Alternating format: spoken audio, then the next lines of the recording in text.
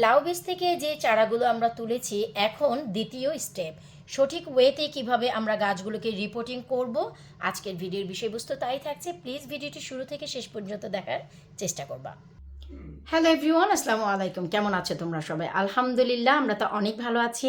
আমাদের রোজা শেষ হয়ে গেছে, ঈদও শেষ হয়ে গেছে, সবাইকে ঈদ মোবারক। তো এখন শুরু হয়ে যাবে তরসর করে আমাদের গার্ডেনিং, কারণ এটাই হচ্ছে রাইট টাইম। তো আজ আমরা তোমাদের সাথে শেয়ার করব, যারা পুরানো তারা একবার ভিডিওটা দেখে ঝালাই করে নিতে পারো, কারণ আশা রাখছি তারা A to Z সবই জানো, তাদের অনেক দিনের অভিজ্ঞতা গার্ডেনিংয়ের।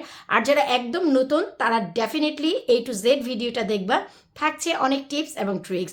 আর যারা এবছর একদমই নতুন বাগান করতে যাচ্ছ তারা তো আরও ক্লিয়ারলি দেখবা।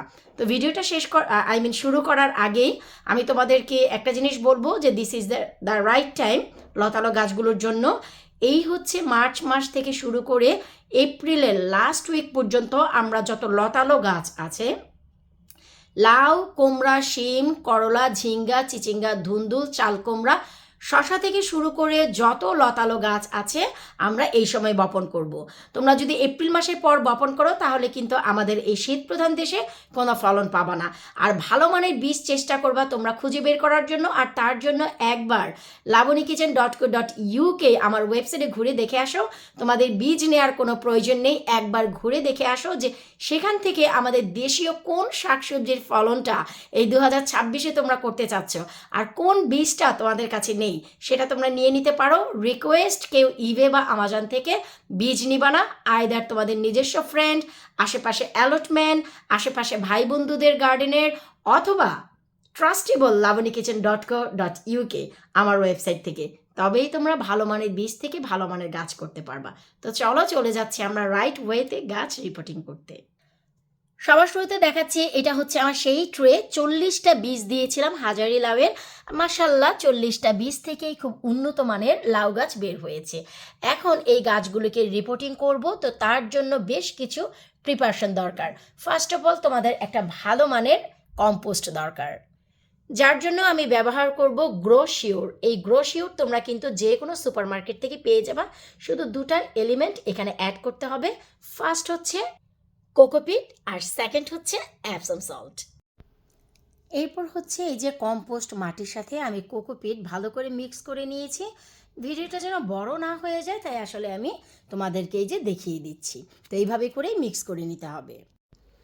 এরপর এটা হচ্ছে লাউয়ের ফাইনাল রিপোর্টিং, তার মানে হচ্ছে আমি কিন্তু এই পট ধরেই সরাসরি তোমাদের কাছে দিয়ে দিব ইনশাল্লাহ।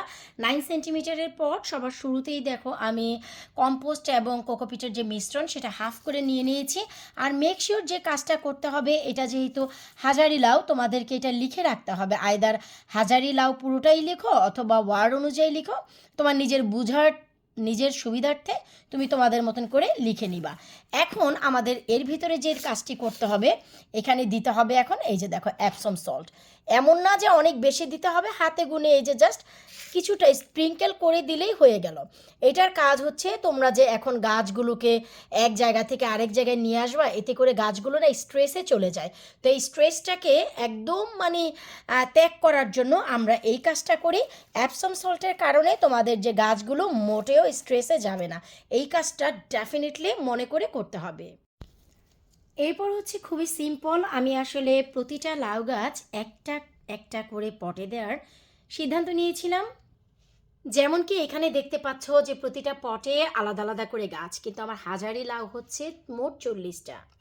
তো আমি যে কাজটা করব, 40টাকে আমি 40টা পটে না দিয়ে এক একটা পটে আমি দুটি করে গাছ দিয়ে দিব। এতে করে আমার কিন্তু হাফ হয়ে যাবে, মোট 20টি পট হবে। তো খুবই সিম্পল, দেখতেই পাচ্ছ আমি একটি স্পুন নিয়েছি। এই যে দেখো, শুধু সাইড থেকে, অনেক বেশি তাকঝাম না, শুধু সাইড থেকে যদি একটু এইরকম করে এই যে দেখো আলতো করো, এই যে গাছগুলো কিন্তু তোমার আর স্পুন দিয়েও টেনে তোলার কোনো দরকার নেই। আলতো করার পর শুধু এভাবে ধরলেই দেখো খুব সুন্দর তোমাদের হাতে গাছগুলো চলে আসবে শিকড় সহ। খুবই ইজি পিজি, দেখেছো? এখন শুধু একটা একটা করে নিয়ে আমরা পটে বসিয়ে দিব। গাছটা বসিয়ে তারপর এই যে দেখো উপর দিক থেকে আমি আবারও কিন্তু মাটি দিয়ে কাভার করে দিয়েছি। তো এভাবে করে এখন আমরা প্রতিটা গাছ আগে বসিয়ে নিব, তারপর একবারে হচ্ছে আমরা পানি ব্যবহার করব। মাশাল্লাহ, এই যে দেখতেই পাচ্ছ হাজারি লাউগুলো সব কিন্তু রিপোর্টিং হয়ে গেছে। আমি 36টা লাউ গাছ আলাদা করেছি তোমাদের জন্য, আর আমি নিজেও ভাই 4টি রেখেছি, আর আমারটা যেহেতু বাসায় থাকবে তাই আমি এই যে দেখো 6 ইঞ্চির বড় যে পটগুলো থাকে সেই পটে একবারে দিয়ে দিয়েছি। এখান থেকে সরাসরি চলে যাবে আমার আঙ্গিনায়, আই মিন হচ্ছে মেন বাগানে। এখান থেকে আর রিপোর্টিং হবে না। তো আমি 4টি গাছ নিজের জন্য রাখলাম, ভাই আমার জন্য তো রাখতে হয়, নাই তো আমি পাবো কোথায়, তাই না? সো এখন শুধু আরও একটি জোড়া দেখো, এই যে মাত্র সিড থেকে কিন্তু সিডলিংগুলো হচ্ছে, এই যে দেখো এই অবস্থাতেও তোমরা কিন্তু রিপোর্ট করতে পারবা যদি শিকড়গুলোকে আলতো করে ধরো। সফট গ্লোভসের সাহায্যে শিকড়গুলো নষ্ট না হলেই চললো। এখন এখানেও খুব সুন্দর করে এই দুটি গাছ সেট হয়ে যাবে, কোনো রকমের কোনো প্রবলেম হবে না। সো এখন আমাদের যে কাজটি করতে হবে সেটা নিশ্চয়ই আর বলার অপেক্ষা রাখে না, আমরা সবাই জানি। সেটা হচ্ছে আমাদেরকে পানি দিয়ে দিতে হবে। আর এখন যেহেতু ওয়েদার ভালো তাই কুসুম গরম পানিটা দেওয়ার কোনো প্রয়োজন নেই। বেসিক্যালি এর আগে আমি যে গাছগুলো রিপোর্ট করেছি বা চারা লাগিয়েছি সবগুলো গাছে কিন্তু আমি কুসুম গরম পানি দিয়েছি, প্লাস আমি যে বীজগুলোকে পানিতে ভিজিয়ে রাখি সেখানেও কিন্তু আমি কুসুম গরম পানি দেওয়ার ব্যবস্থা করি। সেটা তোমরা সবাই জানো। ঠিক এভাবে করে প্রতিটা পটেই কিন্তু এখন পানি দিয়ে নিব। এক কাজে দুই কাজ করে নিলাম, সেটা হচ্ছে এপাশে দেখতেই পাচ্ছ এই যে দেখো বেশ কিছু লাউ গাছ আমি এখানেও রিপোর্টিং করেছি। আর এটা হচ্ছে আলহামদুলিল্লাহ 56 ইঞ্চি লম্বা যে বাঁশ লাউ, সেটা চিন্তা করে দেখলাম যে এখানেও তোমার গাছ রয়েছে তোমার 25টার উপরে। তো এইগুলোকেও আমি রিপোর্টিং করে দিলাম, যেহেতু আমি একবার বসেছি তাই এই কাজটা আমি সেরে ফেললাম। কিষানির ঘর বললে কথা, আই মিন কিষানির ঘর বলে কথা, এখন হান্ডি পাতিল সব শেষ। পিছনে দেখতে পাবা এই যে দেখো শুধু হচ্ছে পট পট পট, ঘরের ভিতরে মাটি, বল, হান্ডি পাতিল, কোদাল সব এখন ঘরের ভিতরে। কিষানির ঘর এখন গাছে গাছে ভরা। তো আশা রাখবো যারা একদম নতুন ঠিক এই পদ্ধতি ফলো করে তোমরা এখনই গাছগুলোকে রিপোর্ট করে দাও, কারণ এটাই হচ্ছে রাইট টাইম। এখন রিপোর্ট না করলে কিন্তু দেখা গেল যেই পটে গাছগুলো বাড়াচ্ছ 3 পাতা দিয়ে দিয়েছে। আর যেই কাজটা করতে হবে এখন হচ্ছে এই গাছগুলোকে ঘরে আলো আছে এমন জায়গায় কিন্তু তাপ নেই সেই জায়গায় রাখতে হবে।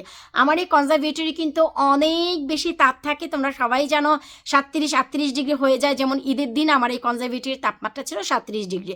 তো এই জন্য আমি রিপোর্ট করার পর আমার ডাইনিং টেবিলের নিচে অথবা আমার কনজারভেটরির যেই পাশে সরাসরি সূর্যের আলোটা পড়ে না সেখানে রাখি না, যেখানে ছায়া থাকে সেখানে রাখি।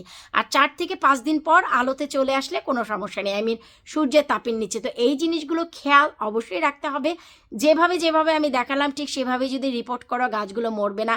অনেকেই আমাকে জানাচ্ছ আপু আমাদের চারা গাছগুলো মরে গেছে। আমার নিজস্ব পরিচিত একজন হচ্ছে 20টি লাউয়ের বীজ থেকে 20টি গাছ উঠেছে, 20টাই মরে গেছে। শুধু তাই না, আমার নিজের ছোট ভাইও একজন আছে, সে প্রায় 60 to 70 লাউয়ের বীজ দিয়েছে, একটি ওঠেনি।